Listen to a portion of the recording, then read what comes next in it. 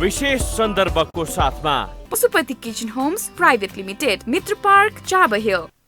Admission open for Silver Mountain School of Hotel Management, Lanchor, Kathmandu. नेपालकै सबैभन्दा ठुलो फलामे छड उत्पादक कम्पनी अम्बे स्टिल्स, जे बन्छ दिगो बन्छ।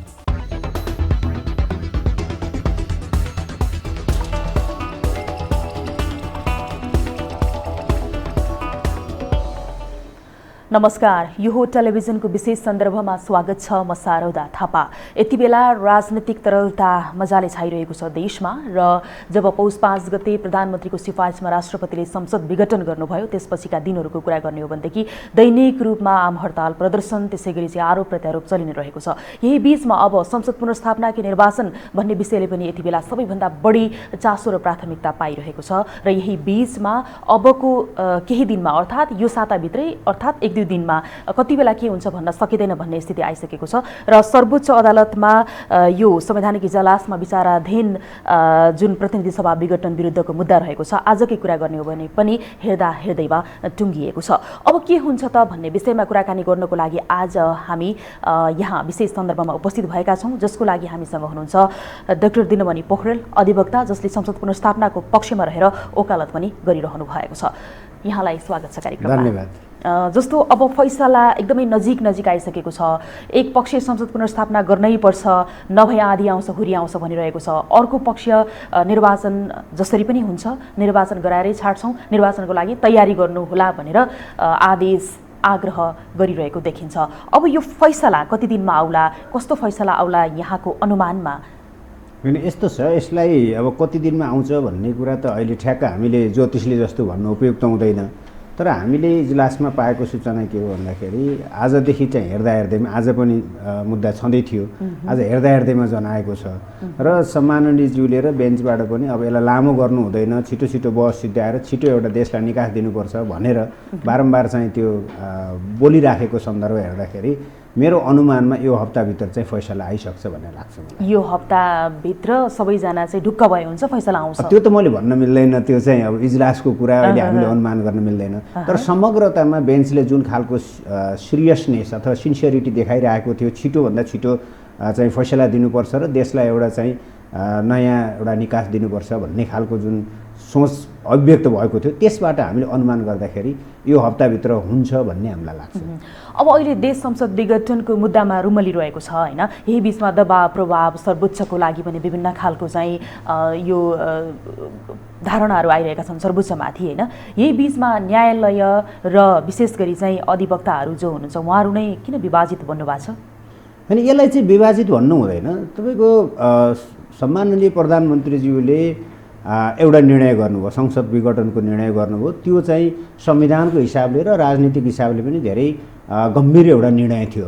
त्यो निर्णय चाहिँ राजनीतिक मात्रै नभएर हाम्रो संविधानमा जुन संसद विघटन सम्बन्धी व्यवस्था छ त्यो व्यवस्था अन्तर्गत छ कि छैन अथवा संवैधानिक कदम हो कि होइन भनेर अदालतमा चाहिँ मुद्दा गइसके पछाडि त्यत्रो चाहिँ महत्त्वपूर्ण विषयमा छलफल बहस हुनु एउटा स्वाभाविक प्रक्रिया हो। त्यस हुनाले त्यसलाई हामीले विभाजित भन्नुभन्दा पनि त्यो विषयमा विभिन्न मान्छेले विभिन्न तरिकाले आफ्नो दृष्टिकोणहरू प्रस्तुत गरिराखेका छन् भन्ने र सहज हिसाबले लिनुपर्छ भन्ने लाग्छ, नम्बर 1। नम्बर 2, जहाँसम्म यहाँले अदालत विवादमा भनेर भन्नुभएको छ, मलाई चाहिँ अदालत विवादमा छ भन्ने लाग्दैन।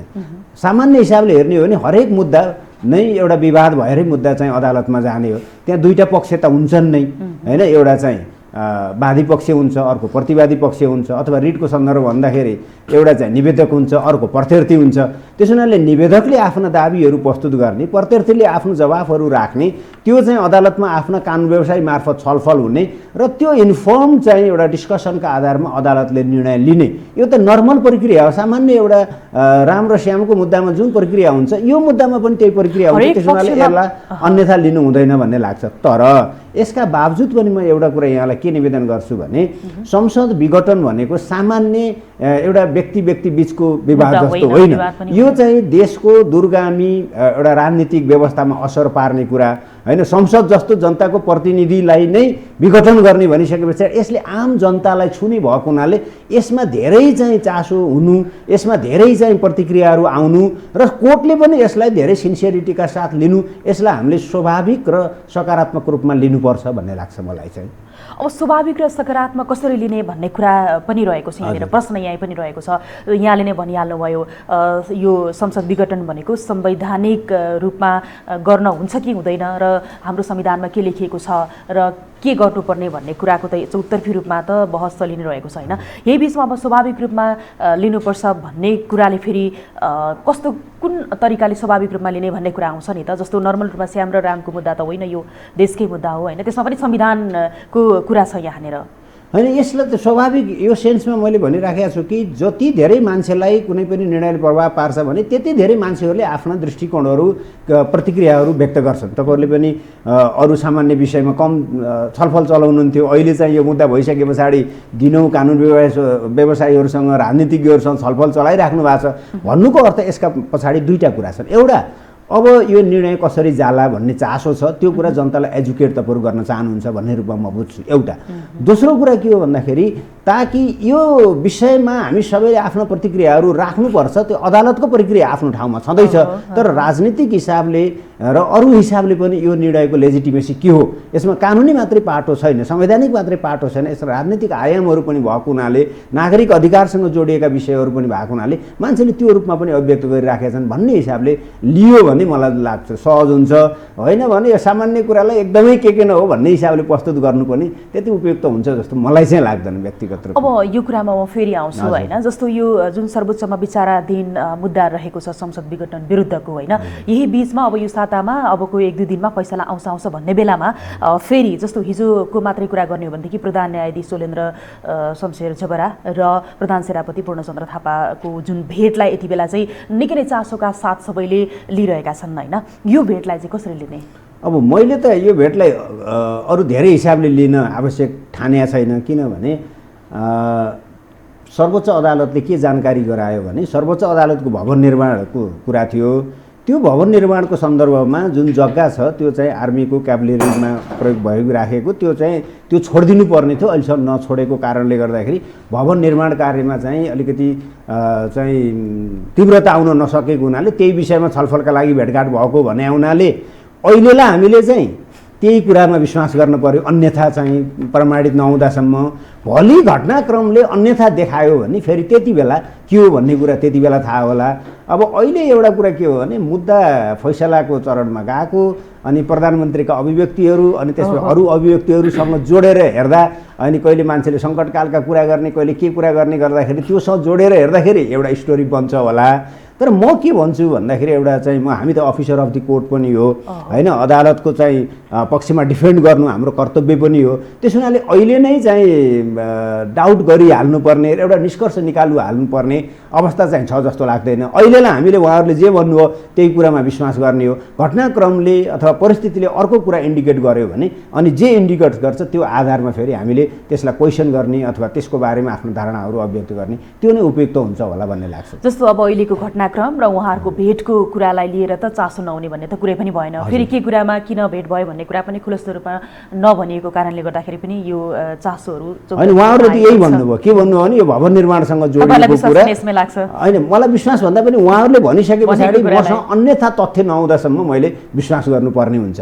अब जब तथ्य लिएर चाहिँ घटनाक्रमले अन्यथा चाहिँ इन्डिकेट गर्यो भने अनि त्यति बेला फेरि हामीले फरक ढङ्गले हेर्नुपर्छ। त्यस हुनाले अहिलेको पहिलो रूपमा चाहिँ बेनिफिट अफ डाउट सर्वोच्चले जे भन्यो त्यही चाहिँ रूपमा हामीले लिनु। अब यही संसद विघटनको मुद्दा सर्वोच्चमा विचाराधीन भइरहनु र दुई चाहिँ यो शक्ति केन्द्रको भेट हो नि त यो त होइन, यसलाई चाहिँ टीका टिप्पणी पनि भइरहेछ क्या, टीका टिप्पणी चाहिँ किन भइरह होला त? होइन, टीका टिप्पणी उहाँहरूसँग केही आधारहरू छ भने त्यो टीका टिप्पणी एउटा विषय होला।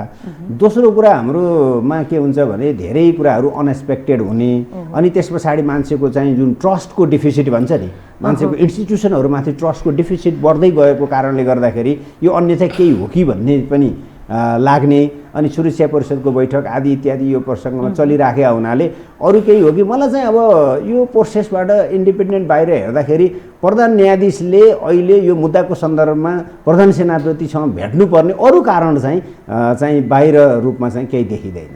त्यस हुनाले त्यो नदेखिएको कुरामा अहिलेसम्म कमेन्ट गर्ने मान्छेले पनि एउटा आशंका केही हो कि भन्ने बाहेक यो कारणले यसरी भेटेर यो गर्न खोजिराखे भन्ने खालको कन्क्रिट इन्फर्मेसन कसैले दिन नसकेको अवस्थामा मैले चाहिँ अहिले अदालतलाई मुद्दाको चाहिँ फैसला नजिक भएको बेलामा अन्यथा शङ्का गरेर आशंकाकै आधारमा केही बोलिहाल्नु उपयुक्त हुन्छ भन्ने चाहिँ मलाई व्यक्तिगत रूपमा लागेको छैन अहिलेसम्मको घटनाक्रम। अब यो प्रश्न किन पनि आउँछ भन्दाखेरि अहिले अब सर्वोच्चमा विचाराधीन मुद्दा संसद विघटनको विरुद्ध रहिरहेको छ होइन। अब यही बिचमा चाहिँ दबाव प्रभाव विभिन्न खालको चाहिँ धम्की दिएका कुराहरू समाचार सम्प्रेषण भइ नै रहेको छ। यो हिसाबमा फेरि प्रधान सेनापति र प्रधान न्यायाधीशको भेट भन्ने कुराहरूले गर्दाखेरि पनि यो चर्चा परिचर्चा हुनु स्वाभाविक हो होइन। अब संसद पुनर्स्थापना कि निर्वाचन भन्ने प्रश्न छ यहाँनिर। संसद पुनर्स्थापना भयो भने के हुन्छ, भएन भने के हुन्छ? अब यहाँले अलिकति यसको बारेमा चाहिँ क्ल्यारिफिकेसन गरिदिनुहोस् न। होइन, यसमा यस्तो छ, यसका दुईटा पाटो छन्। एउटा संवैधानिक र कानुनी पाटोबाट हेर्दाखेरि संसद विघटनको जुन प्रधानमन्त्रीज्यूको चाहिँ निर्णय थियो त्यो निर्णय संवैधानिक हो कि होइन भनेर सर्वोच्चमा मुद्दा परिसके पछाडि अब पहिलो कुरा त सर्वोच्चले के भन्न पर्यो भन्दाखेरि यो कदम चाहिँ संवैधानिक हो कि होइन भन्ने कुरामा चाहिँ सर्वोच्च अदालतले बोल्छ। आफ्नो फैसलामा बोल्नै पर्छ, त्यसमा ऊ उम्किन पाउँदैन किनभने त्यो उसको संवैधानिक दायित्व हो, नम्बर 1। नम्बर 2, अब संवैधानिक भनिदियो भने निर्वाचनको लागि चाहिँ बाटो खुल्छ। निर्वाचन हुने नहुने, त्यो निर्वाचन आयोगको क्षमताको कुरा, सरकारको नियतको कुरा, त्यो ओभरअल चाहिँ चुनावको वातावरण बन्ने कि नबन्ने त्यो सेकेन्ड जेनेरेसन इस्यु भयो, त्यस पछाडिको कुरा भयो। अहिले चाहिँ सर्वोच्च अदालतसम्मको हेर्दाखेरि संवैधानिक हो भने भनिदियो भने चाहिँ निर्वाचनको प्रक्रियामा देश अगाडि जान्छ भन्ने हिसाबले बुझ्नु पर्यो। अब त्यो कति जान्छ भन्ने कुरा फेरि दोस्रो विषय भयो, मैले अगाडि नै राखिसकेँ। यदि यो चाहिँ संविधान प्रतिकूलको निर्णय हो अथवा गैर संवैधानिक अथवा असंवैधानिक कदम हो भनेर सर्वोच्चले भन्यो भने त्यसमा चाहिँ संसद पुनर्स्थापित भएर जान्छ। संसद पुनर्स्थापना भइसके पछाडि त्यो विघटन हुनुभन्दा अगाडि संसदभित्रको जे अवस्था थियो त्यहाँबाट फेरि राजनीतिक कोर्स अगाडि बढ्छ। अहिलेलाई चाहिँ प्लेन रूपमा सर्वोच्चको निर्णयले गर्ने पहिलो चरणको इन्डिकेसन त्यही नै हो भन्ने लाग्छ। जस्तो यो त अब सबैलाई थाहा पनि भइसक्यो होइन के हुन्छ भन्ने बारेमा। अब यहाँनिर कस्तो चाहिँ बेसिकली चाहिँ अब आम हाम्रो जो नेपालीहरू चासो राख्नुहुन्छ आफ्नो देशको राजनीतिप्रति, आफ्नो देशको संविधानप्रति होइन, उहाँहरूलाई चाहिँ के शङ्का रहेको छ भने हाम्रो संविधान कस्तो हो, के हो, अहिले यसरी चाहिँ विभाजित भएर यसरी चाहिँ पक्ष र विपक्ष गर्नुपर्ने खालको संविधान कसरी निर्माण भयो, अनि कुन संविधानको धाराअनुसार चाहिँ विघटन भयो, फेरि कुन संविधानको धाराअनुसार फैसला आउने हो भन्ने खालको चाहिँ विभिन्न खालको विवाद अनि बहस चासो रहेको छ नि त। यो हिसाबमा चाहिँ तपाईँले हाम्रो देशको संविधान जुन बनेको छ नि, यो अहिले हामीले कुरा गरिरहेको संविधान, यो संविधानमा के त्यस्तो चाहिँ समस्या देख्नुहुन्छ कि यो चाहिँ संविधानलाई मिच्ने यो प्रतिगामी तत्त्वहरू चाहिँ अगाडि बढेको हो त? होइन, म अहिले चाहिँ यो अदालतमा विचाराधीन भएको मुद्दा भएको हुनाले त्यसको मेरिटभित्र धेरै प्रवेश गर्नु उपयुक्त नहोला भन्ने लाग्छ। तर पनि यहाँले यति चाहिँ जिज्ञासा राखिसके पछाडि म कोर्टभित्रको प्रोसेसमा नगइकन संवैधानिक हिसाबले के हो भन्ने कुरामा अलिकति पृष्ठभूमिमा म यहाँलाई निवेदन गर्न चाहन्छु। हामी कहाँ चाहिँ के हो भन्दाखेरि हामीले 2047 सालमा जुन संविधान बनायौँ त्यो चाहिँ बेलायतको वेस्ट मिनिस्ट्रियल सिस्टम अन्तर्गतको संविधान हामीले निर्माण गरेका थियौँ। त्यो वेस्ट मिनिस्ट्रियल पार्लियामेन्ट्री सिस्टममा के हुन्छ भन्दाखेरि प्रधानमन्त्रीलाई संसद विघटन गर्ने एउटा अधिकार राखिएको हुन्छ। त्यो अहिले यद्यपि चाहिँ त्यो बेलायतमा पनि अहिले त्यस्तो छैन। बेलायतमा 2011मा आइसके पछाडि उनीहरूले पनि चाहिँ फिक्स्ड टर्म पार्लियामेन्ट एक्ट भनेर 5 वर्षसम्मको चाहिँ लागि त्यसको अवधि रहने र त्यसलाई अरू डिटेलमा नगइकन मैले निवेदन गर्दाखेरि पहिला चाहिँ प्रधानमन्त्रीको सिफारिसमा चाहिँ क्राउनबाट अथवा महारानीबाट विघटन गर्ने जुन एउटा प्रावधान थियो त्यसलाई उनीहरूले कटौती गरेर के गरे भन्दाखेरि पार्लियामेन्टको 2/3 मेजोरिटीले मात्रै चाहिँ त्योभन्दा अगाडि 5 वर्षभन्दा अगाडि चुनाव गराउनु पर्यो भने त्यसको 2/3 मेजोरिटीको चाहिँ डिसिजन चाहिने भनेर उनीहरूले प्याराडाइम सिफ्ट गरे। त्यहाँ नो मोर प्रेरोगेटिभ अहिले चाहिँ छैन। अब हाम्रोमा पनि अहिलेको बहसमा पनि धेरैले प्रधानमन्त्रीको विशेषाधिकार हुन्छ, प्रेरोगेटिभ हुन्छ भनेर जुन आर्गुमेन्ट गरिराख्नु भएको छ, यसलाई पनि हामीले एउटा चाहिँ तरिकाबाट हेर्ने हो भने 2047 सालको संविधानको धारा 53(4) मा प्रधानमन्त्रीको सिफारिसमा चाहिँ श्री 5बाट संसद विघटन गर्न सक्ने प्रावधान थियो। र अहिले हाम्रो संविधान सभाबाट संविधान निर्माण हुँदाखेरि खास गरी शासकीय स्वरूप कस्तो हुने भन्ने विषयमा धेरै ठुलो छलफल बहस भयो र पहिलो संविधान सभाले संविधान समयमा निर्माण गर्न नसक्नु पछाडिका केही विवादित विषयहरू शासकीय स्वरूप पनि एउटा थियो। एउटा चाहिँ को तर्क के थियो भने नेपालमा चाहिँ राष्ट्रपतीय प्रणाली नै उपयुक्त हुन्छ जसले स्थायित्व दिन्छ भन्ने एउटा स्कुल अफ थट थियो। अथवा एउटा पोलिटिकल ब्लक थियो भन्न सकिन्छ। भने अर्को के हो भन्दाखेरि हाम्रोमा चाहिँ पार्लियामेन्ट्री सिस्टम नै उपयुक्त हो, किनभने एकाउन्टेबिलिटी इम्पोर्टेन्ट हुन्छ चाहिँ डेमोक्रेसीमा भन्ने थियो। त्यस हुनाले एकाउन्टेबिलिटी भर्सेस स्टेबिलिटीको बहस लामो समय जाँदाखेरि हामीले के चाहिँ निष्कर्षमा पुग्यौँ भने एकाउन्टेबिलिटीको नाममा हामी चाहिँ एकदम चाहिँ एकाउन्टेबिलिटीको नाममा हामी अराजकतामा पनि जान सक्दैनौँ र हामी चाहिँ के हो भन्दाखेरि एउटा स्थायी के अरे स्थिरताको नाममा अटोक्रेटिक रूपमा पनि हामी जान सक्दैनौँ। भनेपछि हामीले एक खालको चाहिँ मिश्रित प्रणालीको रूपमा निर्वाचन प्रणालीमा पनि हामीले मिश्रित ल्यायौँ, फर्स्ट पास्ट द पोस्टमा मात्रै हामी गएनौँ, एउटा समानुपातिकलाई पनि अवलम्बन गऱ्यौँ। अर्कोतिर के गऱ्यौँ भन्दाखेरि हामीले स्थायित्वको लागि र एकाउन्टेबिलिटीको लागि ब्यालेन्स गर्ने भनेर हामीले पार्लियामेन्टको अधिकार पनि अलिकति कटौती गऱ्यौँ। त्यो भनेको के हो भने अहिले तपाईँले हेर्नु हो भने 2 वर्षसम्ममा चाहिँ संसदले प्रधानमन्त्रीको विरुद्ध अविश्वासको प्रस्ताव ल्याउन सक्दैन। त्यो हामीले किन चाहिँ संसदको अधिकार कटौती गर्यौँ भनेदेखि कम्ती हाम्रोमा पहिला यो विघटनको अधिकार चाहिँ दुरुपयोग हुने गर्दाखेरि अस्थिरता भयो। यसले राजनीतिक अस्थिरता मात्रै सिर्जना गरेन, समाजमा अव्यवस्था पनि सिर्जना गर्यो। त्यस हुनाले चाहिँ केही समय त उसलाई काम गर्न दिनुपर्छ भनेर 2 वर्ष चाहिँ सम्म अविश्वासको प्रस्ताव ल्याउन नपाउने, किनभने पार्लियामेन्ट्री सिस्टममा अविश्वासको प्रस्ताव भनेको अत्यन्तै महत्त्वपूर्ण पार्ट हो र एनी टाइम 1 सेकेन्ड पनि पार्लियामेन्टको कन्फिडेन्स नभएको प्रधानमन्त्री रहन सक्दैन भन्ने कन्सेप्ट हो। त्यति मात्रै हामीले गरेनौँ, के गर्यौँ भने एक पटक अविश्वासको प्रस्ताव ल्याइसके पछाडि अर्को त्यो दोस्रो चाहिँ अविश्वासको प्रस्ताव 1 वर्षभित्र लिनु नपाउने भनेपछि बारम्बार प्रधानमन्त्रीलाई किचकिच गर्न पाइँदैन है भन्ने कन्सेप्ट राख्यौँ। यतातिर चाहिँ हामीले पार्लियामेन्टको चाहिँ अधिकार एसआइटी कटौती गऱ्यौँ। अर्कोतिर हामीले के गर्थ्यौँ भन्दाखेरि चाहिँ प्रधानमन्त्रीको जुन चाहिँ हाउस डिजल्भ गर्ने अधिकार थियो हैन, एउटा चाहिँ त्यसलाई छडीको रूपमा पनि बुझ्ने गरिन्छ पार्लियामेन्ट्री सिस्टममा, त्यो पनि छडी हामीले निकालेर फाल्थ्यौँ। भनेपछि त्यो देयर इज नो मोर छडी भनेपछि यसरी ब्यालेन्स गरिराखेको अवस्था हो। अब अहिलेको कुरा के हो भन्नुहुन्छ भने एउटा चाहिँ संसद विघटनमा 2टा कन्डिसन हुन्छ। एउटा चाहिँ फेल्युर अफ पार्लियामेन्ट भने त्यसलाई हामी म्यान्डेटरी डिजोल्युसन भन्छौँ। पार्लियामेन्टको एउटा महत्त्वपूर्ण काम के हो भन्दाखेरि प्रधानमन्त्री अथवा चाहिँ प्रधानमन्त्री नियुक्त गर्ने, प्रधानमन्त्री दिने, जन्माउने, त्यो चाहिँ उसको जिम्मेवारी हो। यदि कुनै पार्लियामेन्टले प्रधानमन्त्री दिन सक्दैन भने त्यो पार्लियामेन्ट रहिरहनु उपयुक्त हुन्न भनेर चाहिँ अहिलेको हाम्रो संविधानमा राखेको प्रावधान भने के हो भने कुनै कारणले प्रधानमन्त्री चाहिँ नियुक्ति गर्न सकेन पार्लियामेन्टले भने त्यति बेला चाहिँ पार्लियामेन्ट विघटन हुन्छ भनेर त्यो म्यान्डेटरी डिजोल्युसनको प्रावधान हो, जहाँ चाहिँ फेल्युर अफ पार्लियामेन्टको कारणले गर्दाखेरि चाहिँ हुन्छ। अर्को चाहिँ के हो भने फेल्युर अफ गभर्मेन्टको कारणले भने के हो भने प्रधानमन्त्रीको विशेषाधिकारको रूपमा पनि राख्ने गरिन्छ, जुन हाम्रो 47 सालको संविधानमा थियो। अहिले हामीले विशेषाधिकारको रूपमा अधिकारको रूपमा त्यो अधिकार दिनुहुन्न भनेर चाहिँ हामीले त्यो पाटो चाहिँ झिकेर फाल्दियौँ। त्यस हुनाले अहिले चाहिँ प्रधानमन्त्रीज्यूलाई परेको एउटा विश्वास भनौँ, भ्रम भनौँ, अथवा उहाँले कोसिस गर्न खोजेको के हो भने त्यो जुन म्यान्डेटरी डिजोल्युसन हो, पार्लियामेन्टको फेल्युरको कारणले हुने डिजोल्युसन हो, त्यसमा मेरो पनि अधिकार छ भनेर उहाँले क्लेम गरिराखेका अवस्था हो। त्यही चाहिँ क्लेमले गर्दाखेरि जुन कन्स्टिट्युसनले त्यो उहाँलाई अधिकारको रूपमा होइन पार्लियामेन्ट्री फेल्युरको रूपमा आएको परिणामबाट एउटा निष्कर्ष निक्लिसके पछाडि त्यसमा क्यारियरको रूपमा एउटा रिकमेन्डेसन गर्ने मात्र अधिकार थियो, एउटा दायित्व थियो, अधिकार पनि होइन दायित्व थियो। त्यही दायित्वलाई उहाँले अधिकारको रूपमा परिभाषित गरेर यो कदम लिएको हुनाले यो समस्या आएको हो भन्ने मेरो बुझाइ हो। अब तपाईँले यसरी ब्रिफिङ गरिराख्दाखेरि नि तपाईँ जस्तै र तपाईँभन्दा सिनियरहरू जो हुनुहुन्छ न्यायाधीशहरू, अधिवक्ताहरू होइन, उहाँहरू फेरि यसको विपक्षमा पनि तर्क गरिरहनु भएको छ नि? होइन, यसलाई हजुरले कसरी बुझ्नुपर्छ भन्दाखेरि प्रधानमन्त्रीजीले एउटा कदम लिनुभयो र त्यसलाई उहाँले राजनीतिक कदम पनि भनिरहनु भएको छ। यद्यपि चाहिँ प्योरली राजनीतिक मात्रै भने भए हो कि होइन भन्ने हुन्थ्यो, तर फेरि सँगसँगै उहाँले एकातिर राजनीतिक पनि भनिराख्नु भएको छ, अर्कोतिर के भनिराख्नु भएको छ भन्दाखेरि होइन मलाई त यो संविधानले दिन्छ भनेर भनिराख्नु भएको छ। यसमा इन्ट्रेस्टिङ कुरा यहाँले बुझ्नुपर्ने के छ भन्नुहुन्छ भने यो कुनै पनि एडमिनिस्ट्रेटिभ डिसिजनहरू लिँदाखेरि एउटा चाहिँ एकाउन्टेबिलिटीको हिसाबले, रुल अफ लको हिसाबले के भनिन्छ भने जति बेला डिसिजन गरिन्छ त्यो डिसिजन गर्नुभन्दा अगाडि त्यो परिदृश्य देखेर त्यो डिसिजनकर्ताले माइन्ड अप्लाई गरेर डिसिजन गर्नुपर्छ, एप्लिकेसन अफ माइन्ड भन्छ कि पर्छ भनेर भनिन्छ।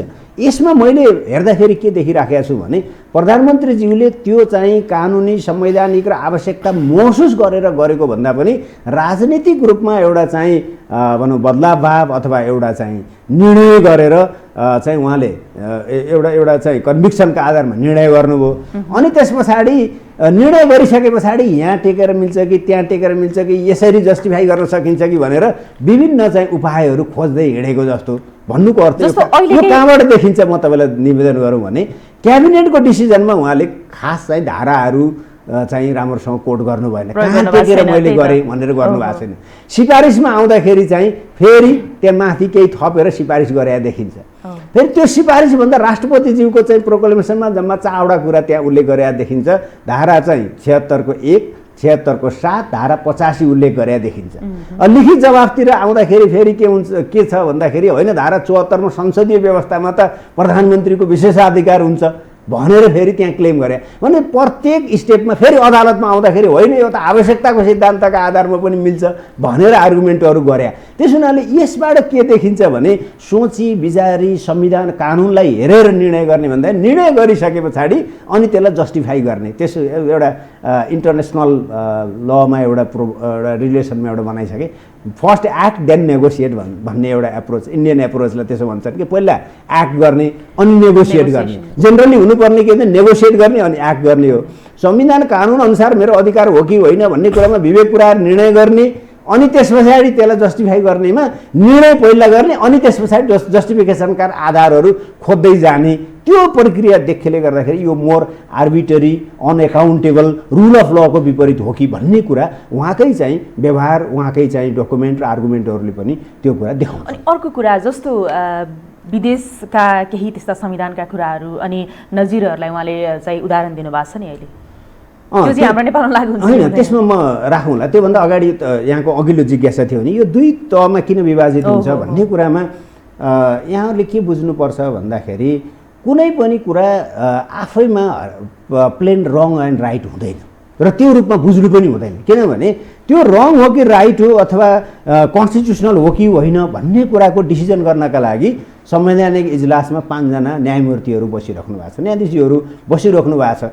भनेपछि उहाँहरूले त्यो डिसिजन ठिक हो कि होइन भन्ने सम्बन्धमा यो त सामान्य विषय पनि होइन, एक त सामान्य विषयमा त कानुन व्यवसायहरू राखिन्छ भन्नुको अर्थ के हो भने त्यो विषयलाई कानुन र संविधानका मूल्य मान्यता त्यसका प्रावधानहरूको आधारमा ठिक छ कि छैन भने दुवै तर्फका तर्कहरू सुनिसके पछाडि अनि निष्कर्ष निकाल्न सहज हुन्छ भन्ने हिसाबले भएको हुनाले त्यो डिसिजनको पक्षमा पनि केही लजिकहरू त छन्, डिसिजनको अगेन्स्टमा पनि एथेस्ट लजिकहरू छन्। भन्दाखेरि त्यो कहाँनिर चाहिँ ल्यान्ड गर्छ त भन्ने हिसाबले जति बहस छलफल बहस अन्तर्क्रिया हुन्छ त्यति धेरै चाहिँ जति मेच्योर डिस्कसन हुन्छ त्यो चाहिँ निर्णय पनि त्यति मेच्योर हुने सम्भावना हुने भएको हुनाले यो चाहिँ मुद्दा मामिलाको रूपमा कानुन व्यवसायहरूले बहस गर्ने कुरालाई अत्यन्तै सकारात्मक र सहज रूपमा लिनुपर्छ र त्यो आधारमा नै चाहिँ बेन्चलाई सही निष्कर्षमा पुग्नका लागि सहयोग हुन्छ भन्ने यो हाम्रो विधिशास्त्रीय मान्यता र संसारभरि रहेको प्रचलन हो। त्यस हुनाले यसलाई हामीले अत्यन्तै सकारात्मक रूप लिनुपर्छ। एक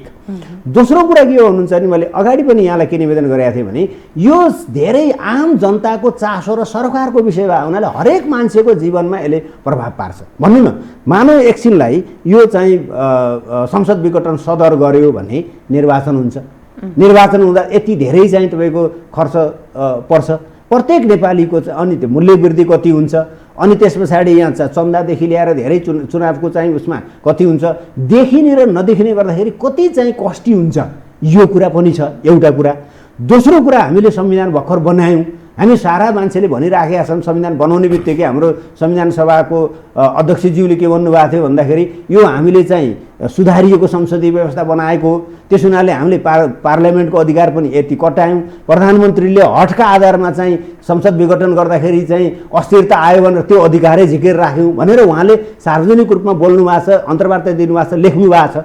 भनेपछि हामीले सबैले बुझ्या के हो भने त्यो अधिकार हामीले निकाल्यौँ भनिराखेका छौँ, तर अहिले फेरि त्यो अधिकार चाहिँ मसँग छ भनेर प्रधानमन्त्री दाबी गरिराख्नु भएको छ। भनेपछि यो कस्तो खालको सिस्टम हामीले बनाएछौँ भनेर, अथवा हामीले हिजो एउटा कुरा गर्ने आफ्नो अनुकूलतामा अर्को कुरा गर्ने, अथवा आफ्नो अनुकूलतामा कहिले बोल्ने कहिले चुप लाग्ने, यो के हो भन्ने कुरा पनि आम नागरिकले चासो राख्नु, त्यसलाई हामीले सकारात्मक लिनुपर्ने हुन्छ, स्वाभाविक रूपमा लिनुपर्ने हुन्छ।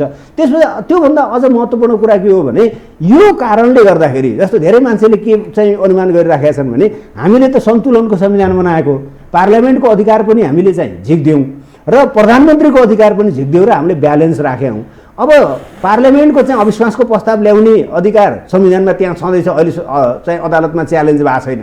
तपाईँले प्रधानमन्त्रीको मात्रै अधिकार लगाएर फेरि चाहिँ पुनर्स्थापित गरिदिनु हो भने संविधान त दुईवटा पिलरमा चाहिँ बनाएको थियो भने एउटा पिलर तपाईँले झिकिदिनु हो भने त अब त्यो त चाहिँ लङ्गडो हुन्छ होइन, त्यो त इम्ब्यालेन्स हुन्छ। त्यस्तो संविधान चाहिँ फङ्सन गर्न सक्दैन भनेपछि यो संविधान अनफङ्सनल हुन्छ। अल्टिमेटली अनफङ्सनल संविधानले व्यवस्थामै असर पर्छ भनेपछि यो डिजोल्युसनको भन्दा पनि यो संविधान र व्यवस्था चाहिँ रहने कि नरहने विषय हो भनेर पनि मान्छेले आर्गुमेन्ट र चासो र चिन्ता देखाइराखेका छन्। भनेपछि आम हरेक नागरिकलाई छुने विषयमा ती नागरिकहरूले आफ्ना दृष्टिकोणहरू अदालतलाई प्रभाव पार्ने गरी गरेका कुराहरूलाई मैले सकारात्मक रूपमा लिन्न, तर दृष्टिकोणहरू अभिव्यक्त गर्ने फ्रिडम अफ एक्सप्रेसनको रूपमा आफ्नो दृष्टिकोणहरू अभिव्यक्त गरिराखेका छन् भने यो चाहिँ भाइब्रेन्ट डेमोक्रेसीको एउटा महत्त्वपूर्ण कडीको रूपमा हामीले बुझ्नुपर्ने हुन्छ। त्यस हुनाले अदालतमा भएको विचाराधीन मुद्दालाई प्रभाव र पार्ने न्याय प्रक्रियामा अब्स्ट्रक्सन सिर्जना गर्ने उद्देश्यबाट भएका कुरालाई हामीले इग्नोर गर्नुपर्छ, त्यसलाई मिनिमाइज गर्नुपर्छ र विरोध गर्नुपर्छ। तर अदालतमा विचाराधीन छ भन्दैमा समग्र चाहिँ कन्स्टिट्युसनालिटीको विषयमा पोलिटिकल इम्प्लिकेसनहरूको विषयमा समाजमा बहसै हुनुहुन्न भन्यो भने फेरि हामी एउटा चाहिँ क्लोज सोसाइटीमा रूपान्तरण हुन खोजेको, आर्बिट्रेरी सोसाइटीमा रूपान्तरण हुन खोजेको, भाइब्रेन्ट एउटा डेमोक्रेटिक कल्चरबाट टाढा हुन खोजेको भन्ने हुन्छ। त्यस हुनाले म यहाँलाई के निवेदन गर्न चाहन्छु भने विभाजित भए भनेर चिन्ता गर्ने कुराहरू होइन, यो चाहिँ फ्रिडम अफ एक्सप्रेसनको विचार अभिव्यक्तिको चाहिँ स्वतन्त्रताको उपयोग डेमोक्रेटिक भाइब्रेसनको एउटा चाहिँ मोडेलको रूपमा आइरहेको सकारात्मक हो। तर यसलाई दुरुपयोग गरेर आफ्नो निस्वार्थ पूर्ति गर्ने, आफ्नो अनुकूल भएन भने देखाउँला भन्ने खालको त्यसमा पनि शक्तिका बसेका मान्छेहरूले त्यस्तो गरेको अभिव्यक्ति भयो भने फेरि यसले चाहिँ नकारात्मक परिणाम दिन्छ। त्यसमा चाहिँ हामी सचेत पनि रहनुपर्छ, त्यस्तो खालको दृष्टिकोणहरूलाई हामीले डिस्करेज पनि गर्नुपर्छ भन्ने लाग्छ। ओके, अब यही बिचमा जस्तो हामीले यो जुन चाहिँ दबाव र प्रभावको कुरा गऱ्यौँ नि, विचार बहस हुन पाइन्छ, त्यो आफ्नो ठाउँमा रहेको छ। तर यहाँ त कस्तो भइरहेको छ अहिले पौष 5 गते पछिको दैनिक रूपमा घटनाक्रमहरूलाई हेर्ने हो भनेदेखि विभिन्न खालको चाहिँ शक्तिहरू प्रदर्शन भइरहेका छन् क्या पक्ष र विपक्षमा। त्यसले चाहिँ अदालतलाई कतिको प्रभाव दबाव के पर्छ? होइन, यसलाई त दुईवटा एङ्गलबाट हेर्नुपर्छ। यसो हरेक मान्छेले के भनिराखेको छ भन्दा पनि त्यसको पछाडि के छ भन्ने कुराहरू पनि हुन्छ। यो खास गरी दुईवटा पक्षको बढी शक्ति प्रदर्शनको कुरा आइरहेको छ। एउटा प्रधानमन्त्री आफैले सरकारमा बसेर अनि त्यस पछाडि विभिन्न ठाउँमा चाहिँ जुलुस सभाहरू गर्ने, जुलुस कस्तो हुन्छ, सभा कस्तो हुन्छ यहाँ हेर्न आऊ भनेर अस्ति विराटनगरमा त यो सभा जुलुसको चाहिँ के छ जनताको अभिमत यो अदालतले हेरे होला, विश्लेषण गरे होला भन्ने अभिव्यक्ति दिनुभएको छ। त्यो एलिमेन्टसम्म त्यति शोभनीय हो भन्ने मलाई चाहिँ लाग्दैन, त्यो पाटोसम्म।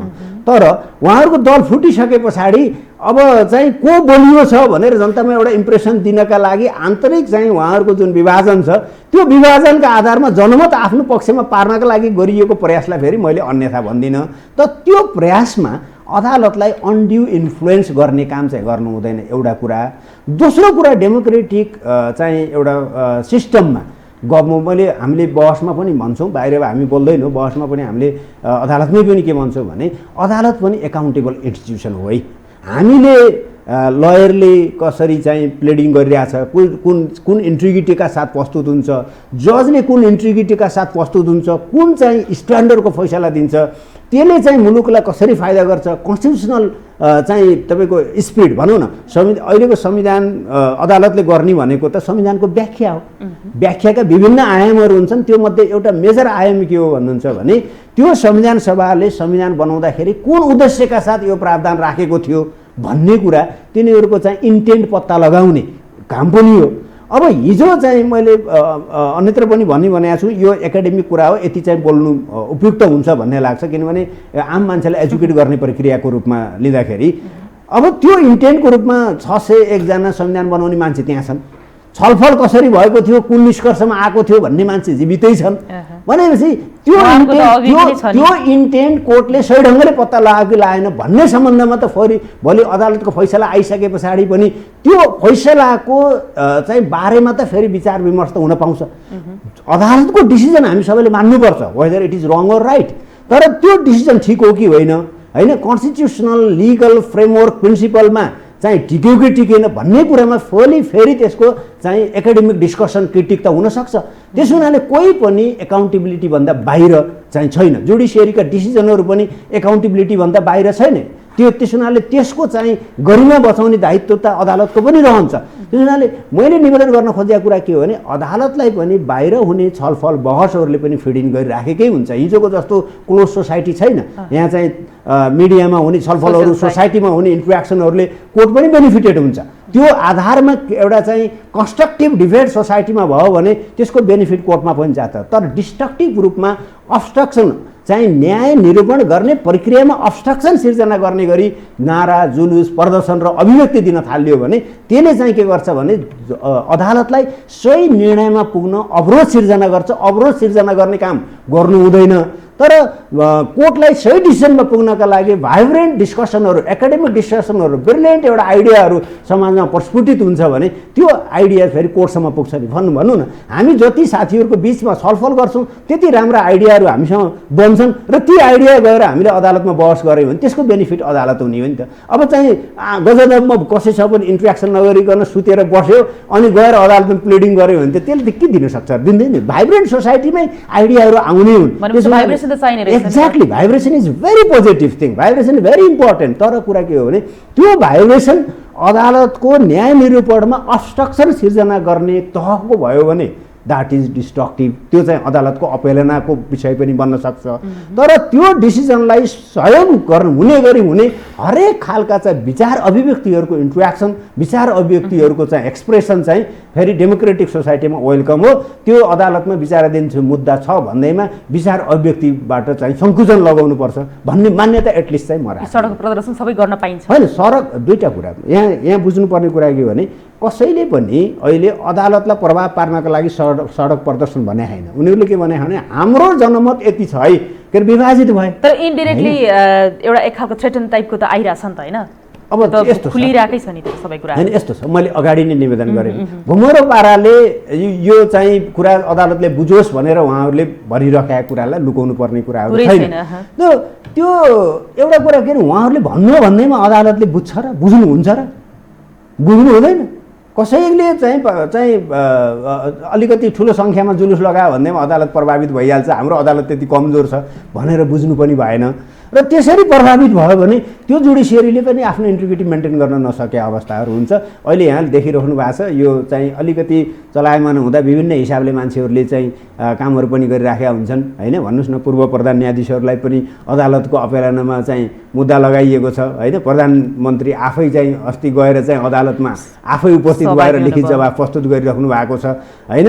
अस्ति विराटनगरमा चाहिँ उहाँले बोलेको अभिव्यक्तिलाई हिजो करेक्सन गरेर चाहिँ गरिराख्नु भएको छ भन्दाखेरि कहिलेकाहीँ अलि लक्ष्मण रेखा पार गरेर अलि पर गयो भने पनि होइन मैले जे पनि गर्न सक्छु भन्ने चाहिँ आँट कायम गरिराख्न सक्ने पनि त रहन्छ नि त। हाम्रो सोसाइटी त्यति धेरै चाहिँ कमजोर पनि त रहन्छ नि त। त्यसरी सकारात्मक रूपमा पनि यो कुरा मैले जोड्न खोज्दै थिएँ होइन। जस्तो त्यही त यही कुरामा म आउँदै थिएँ। जस्तो प्रधानमन्त्रीज्यू आफै अदालतमा उपस्थित हुनुभयो, उहाँले लिखित जवाब पनि पेश गर्नुभयो होइन। म संविधानलाई मान्छु, कानुनलाई मान्छु, म संविधान मिच्नै दिन्न, म त यस्तो मान्छे हो भनेर उहाँले जे भनिरहनु भएको छ खुलेआम रूपमा मासमा गएर पनि या तपाईँको अदालतमा गएर पनि भन्नुभएको छ। अनि उहाँ आफैले फेरि मैले विशेषाधिकार प्रयोग गरेको हो, संविधान अनुरूप नै मैले चाहिँ संविधानकै चाहिँ मन र भावना अनुसार यो संसद विघटन गरेको हो भनेर पटक पटक अभिव्यक्ति उहाँको आइ नै रहेको छ।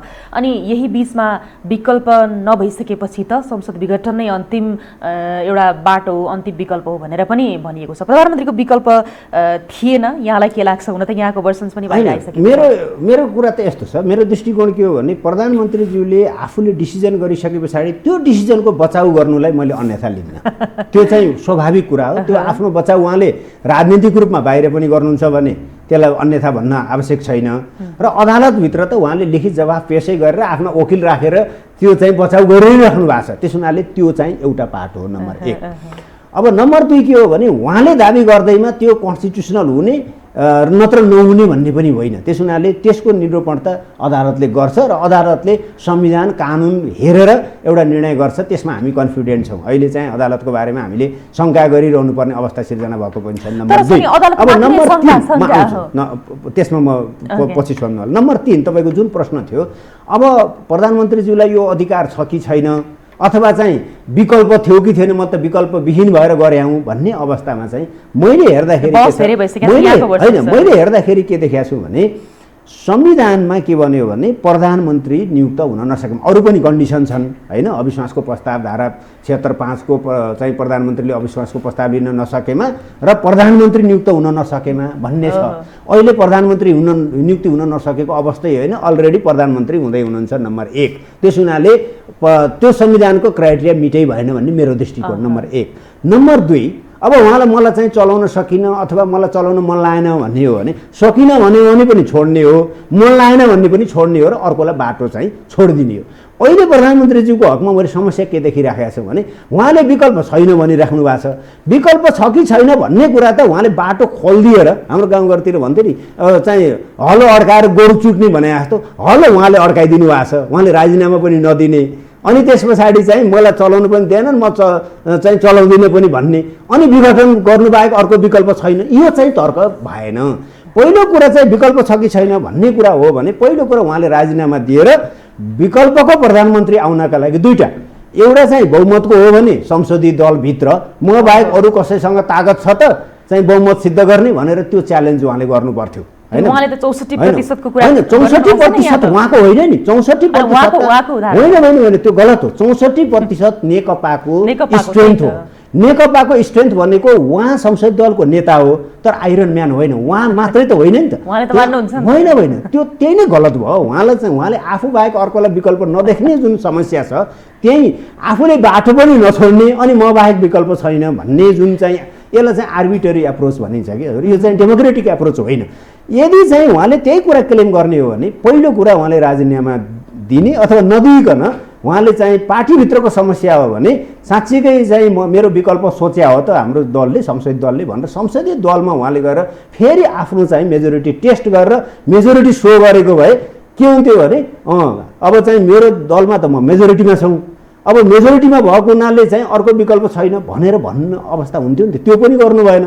अनि अर्को चाहिँ के हो भने पार्लियामेन्टभित्र पनि विकल्प छ कि छैन, संसदीय दलको विकल्प पनि अवरोध गरिदिने, पार्लियामेन्टभित्रको विकल्प सोच्ने कुरालाई पनि अवरोध गरिदिने, अनि मेरो विकल्प कोही छैन भनेर भन्ने कुरा चाहिँ मलाई व्यक्तिगत रूपमा तार्किक लागेन। यो कस्तो लाग्यो भने हल्लो अड्काएर गोरु चुट्ने भने जस्तो बाटो चाहिँ अवरोध गरिदिने अनि अगाडि जाने कुनै बाटो छैन, विकल्पै छैन भनेर अनि त्यस पछाडि गैर संवैधानिक अथवा असंवैधानिक कदम चाल्ने यो कुरा चाहिँ मैले देखिराखेको छु। जुन डेमोक्रेटिक सोसाइटीमा कन्स्टिट्युसनल चाहिँ सुप्रिमेसी भएको देशमा, रुल अफ ल भएको देशमा यस्तो खालको व्यवहार चाहिँ त्यति शोभनीय र चाहिँ एक्सेप्टेबल चाहिँ मान्न सकिन्छ। अब यो संवैधानिक अङ्गकै कुरा गर्ने हो भनेदेखि संवैधानिक अङ्गका जो प्रमुखहरू हुनुहुन्छ उहाँहरू नै विभाजित हुनुहुन्छ क्या। जस्तो राष्ट्रपति उपराष्ट्रपति अर्को एउटा वर्षन, फेरि सभामुखको एउटा वर्षन आउँछ, अर्कोको एउटा वर्षन आउँछ। यो किन भइरहेछ? यो खालको चाहिँ के भन्ने यसलाई विभाजनले कस्तो खालको रिजल्ट दिन्छ? यो चाहिँ अलिकति गम्भीर छ। यसले के देखाउँछ भन्नुहुन्छ भने एउटा चाहिँ यो लेभलको डिसिजन भइसके पछाडि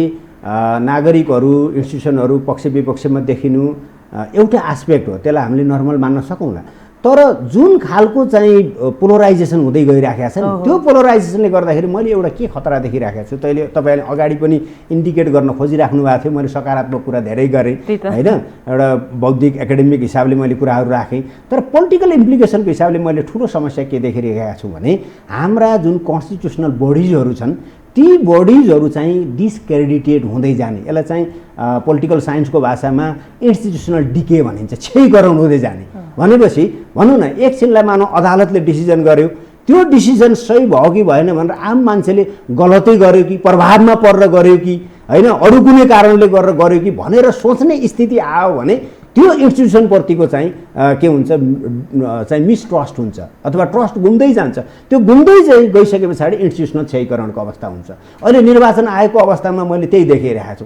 एकापट्टि के भन्छ भन्दाखेरि चाहिँ उसले यो समूहसँग चाहिँ यति सदस्य भनेर पनि मान्छ, अनि उनीहरूले के भन्छन् भने हामीसँग बहुमत छ तँलाई चाहियो भने देखाउँछौँ पनि भन्छ।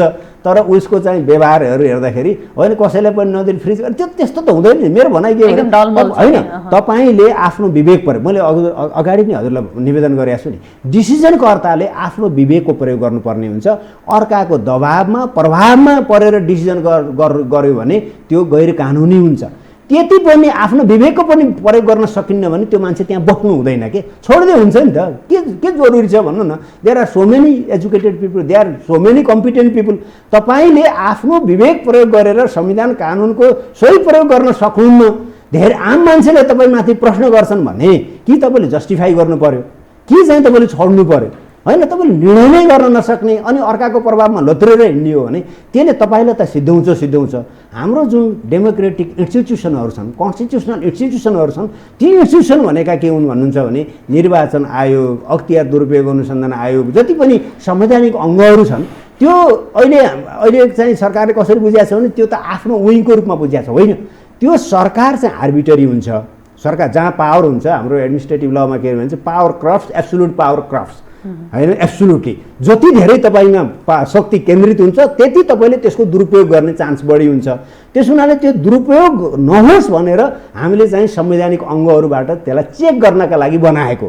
अहिले चेक गर्नुपर्ने संस्थाहरू चेक गर्नुभन्दा पनि सेवा गर्न खोजेको हो कि भन्ने आशंका जुन पिपुलमा जागिराखेको छ नि, यसले चाहिँ हाम्रो इन्स्टिट्युसनल डिकेको चाहिँ अवस्था सिर्जना गर्न सक्छ।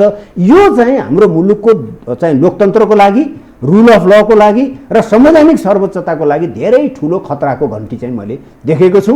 यो यदि हामीले यो कुरालाई टाइममा करेक्सन गर्न सकेनौँ, यो कुरामा हामीले टाइममा यसलाई चाहिँ सच्याएर अगाडि जान सकेनौँ भने ठुलो मूल्य चुकाउनु पर्ने अवस्था चाहिँ आउन सक्छ। यो ध्रुवीकरणको सबैभन्दा मैले ठुलो इम्प्लिकेसन र खतरा त्यतातिर चाहिँ सङ्केत गरेको महसुस गरेको छु।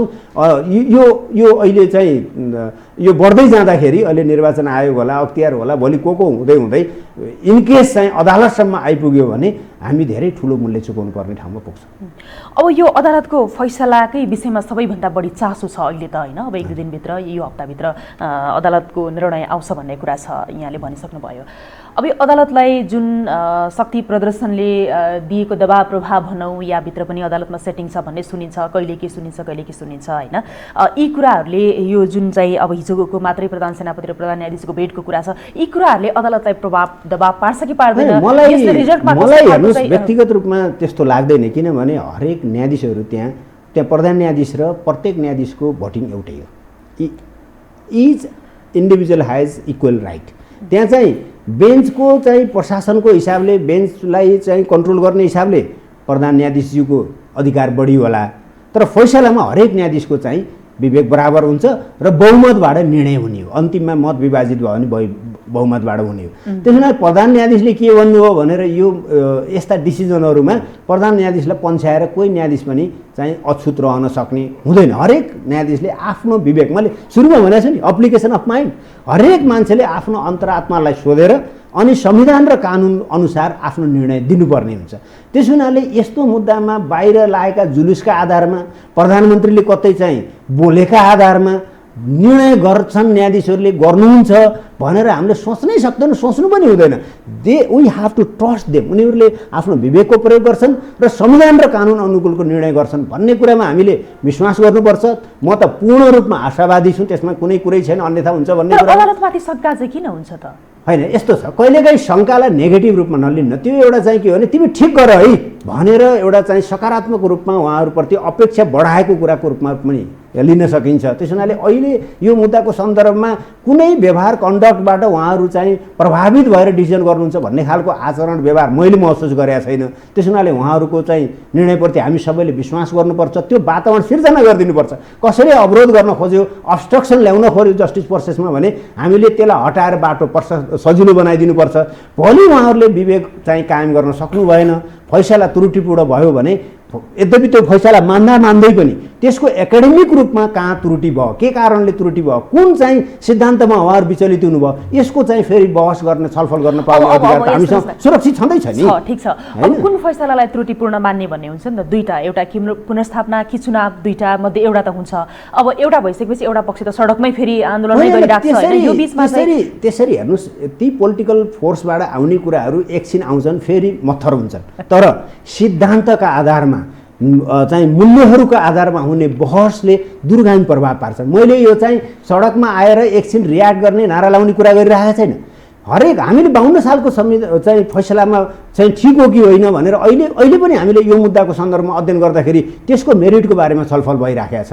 हामीले विभिन्न मौकामा भन्नुहोस् न, इन्दिरा गान्धीको मुद्दामा चाहिँ त्यति बेलाको चाहिँ पछि आएर चिफ जस्टिस हुनुभयो, उहाँले पछाडि इन्दिरा गान्धीमा गरेको मुद्दामा मैले गल्ती गरेँ भनेर सिधै नभनी घुमाउरो पारामा आफ्नो डिसिजन आफै ओभररुल गर्नुभयो। त्यस हुनाले ती न्यायाधीशहरूको चाहिँ इन्दिरा गान्धीको मुद्दामा चाहिँ एउटा न्यायाधीशले डिसेन्डिङ ओपिनियन लेखेका कारणले गर्दाखेरि ती प्रधान न्यायाधीशबाट तिनलाई रोकेर चाहिँ 4 नम्बरको ल्याएर गरियो। त्यस हुनाले पावरका आधारमा अदालतमा यस्ता हुन्छन्, तर जुन ट्रु जस्टिस हो उसले यस्ता कुराबाट प्रभावित नभएर एउटा भर्च्युका आधारमा, एउटा अन्तरात्मालाई सोधेर संविधान कानुनका आधारमा गर्छ। हामीले त त्यस्तो जजको परिकल्पना गरेको इन्स्टिट्युसन सर्वोच्च अदालतको चाहिँ परिकल्पना गरे हो नि। त्यस हुनाले हाम्रो इन्स्टिट्युसनमाथि, हाम्रा चाहिँ इन्स्टिट्युसनमा बसेका व्यक्तित्वहरूमाथि अहिले नै हामीले किन आशंका गर्ने, अहिले नै हामीले शङ्का किन गर्ने? उहाँहरूलाई पूर्ण विश्वास गर्ने र सही डिसिजन गर्नका लागि वातावरण बनाइदिने चाहिँ वातावरण बनाएर सहयोग गर्ने, त्यो लाइनबाट हामीले सोच्नुपर्छ। नकारात्मक हिसाबले सोच्नुपर्ने जरुरी छ जस्तो। अब व्यक्तिगत रूपमा भन्नुपर्दाखेरि तपाईँ आफै संसद पुनर्स्थापनाको पक्षमा हुनुहुन्छ, संसद पुनर्स्थापना हुन्छ? अनि म त विश्वस्त छु। त्यही भएर मैले चाहिँ दुईटा कारणले, एउटा म एज ए लयर पनि मैले यो मुद्दामा बहस गरेको हो, तर दोस्रो कुरा के हो भने यस्ता मेजर इस्युजहरूमा म लयर भएर मात्रै सोध्दिनँ, मेरो कन्भिक्सनलाई पनि सोध्छु। मेरो कन्भिक्सनले पनि यो चाहिँ प्रधानमन्त्रीज्यूको कदम अनकन्स्टिट्युसनल हो भन्ने कुरा मेरो चाहिँ कन्भिक्सनले बोले हुनाले मैले त्यो आधारमा प्रोबोनो रूपमा, निःशुल्क रूपमा चाहिँ मेहनत गरेर चाहिँ आर्गुमेन्ट गरे हो। त्यस हुनाले यसमा कन्भिक्सनको हिसाबले पनि र आर्गुमेन्ट दुईटै हिसाबले चाहिँ यो चाहिँ प्रधानमन्त्रीज्यूको कदम छ त्यो अनकन्स्टिट्युसनल छ भन्ने कुरामा म चाहिँ एकदम कन्फिडेन्ट भएरै मैले यो कुराहरू तपाईँको अगाडि र अरू ठाउँमा पनि राखेको हो। अब एउटा प्रश्नको जवाफ यहाँले दिनु होला, अब हामीसँग समय एकदमै कम छ होइन। जस्तो अब अहिले बहुमतको सरकार, सत्तारूढ दल नेकपाको बहुमत सदस्य एकातिर रहेको छ र अल्पमतको सदस्य रहेको चाहिँ पक्ष एकातिर रहेको छ, ओली पक्ष होइन। अब यो बिचमा चाहिँ संवैधानिक नियुक्तिहरू भइरहेका छन्, विभिन्न खालको चाहिँ कामहरू भइरहेका छन् होइन। यो गतिविधिलाई, यो कुन सरकार हो र यो गतिविधिलाई यहाँले कसरी लिनु भएको छ? होइन, यस्तो यो त प्रष्टाप्रष्टि देखिएको छ। प्रधानमन्त्रीले हाउस डिजल्भ गर्नुभन्दा अगाडि नै यो नियुक्ति गरेर आफ्नो अनुकूलको एउटा राजनीतिक वातावरण बनाउन खोजे र स्टेटका विभिन्न इन्स्टिट्युसनहरूमा, मेकानिजममा आफ्नो चाहिँ खालको एउटा चाहिँ वातावरण निर्माण गर्न खोजेको भन्ने कुरा प्रष्ट देखिन्छ। तर यो चाहिँ कन्स्टिट्युसनल मोरालिटीको हिसाबले, पोलिटिकल मोरालिटीको हिसाबले यो ठिक हो भन्ने लाग्दैन। किनभने संवैधानिक नियुक्तिहरूमा तपाईँले हेर्नु हो भने संसदीय सुनवाईले अनिवार्य गरेको छ। संसद विघटन गरिसके पछाडि अनि त्यो चाहिँ संसदीय सुनवाईमा चाहिँ त्यो चिठी नपुगिकन संसद सचिवालयमा चिठी पुर्याएर अनि एउटा रिट पुर्याउने हिसाबले गरिरहेको छ। त्यस हुनाले यसमा बन्दियत पनि देखिन्छ। यो चाहिँ पोलिटिकल मोरालिटीको हिसाबले, रुल अफ लको हिसाबले, हर हिसाबले पनि यो चाहिँ उपयुक्त कदम हो भन्ने चाहिँ मलाई लाग्दैन। संसद प्रस्तावना भएन भने के हुन्छ, के गर्नुहुन्छ? होइन, हामीले त के गर्नु, हामीले त आफ्नो आज लयर हामीले गएर बहस गऱ्यौँ। अब सर्वोच्चको जिम्मा छ, अब एउटा भर्डिक आउला, त्यसमा हामीले के गर्ने भयो? त्यो भर्डिकको बारेमा हामीले एकाडेमिक रूपमा प्रिन्सिपल भ्यालुजको आधारमा ठिक बेठिक एउटा एकाडेमिक डिस्कोर्स हामी गरौँला, अरू त हामी के गर्न सक्छौँ? भनेपछि अब आजभोलि नै यो हप्ताभित्र आउँछ, यो हप्ताभित्र आउँछ भन्ने कुरामा मलाई चाहिँ एटलिस्ट अहिलेसम्मको बेन्चले हामीसँग गरेको कुराकानी, इन्ट्र्याक्सनका आधारमा हामीले त्यो अनुमान चाहिँ गरेका छौँ। यहाँलाई समय र विचारको लागि धेरै धेरै धन्यवाद। धेरै धेरै धन्यवाद यहाँलाई पनि। दर्शकवृन्द, हामी यति बेलासम्म विशेष सन्दर्भमा कुराकानी गरिरहेका थियौँ अहिलेको समसामयिक विषय, विशेष गरी सर्वोच्चमा विचाराधीन रहेको संसद विघटन विरुद्धको मुद्दामा अब के हुन्छ भन्ने विषयमा कुराकानी गऱ्यौँ अधिवक्ता डाक्टर दिनमणि पोखरेलसँग। यो कुराकानीसँगै आजको लागि विशेष सन्दर्भको समय सकियो। यो हो टेलिभिजन हेर्दै गर्नुहोला। शारदा थापा बिदा हुन्छु। नमस्कार।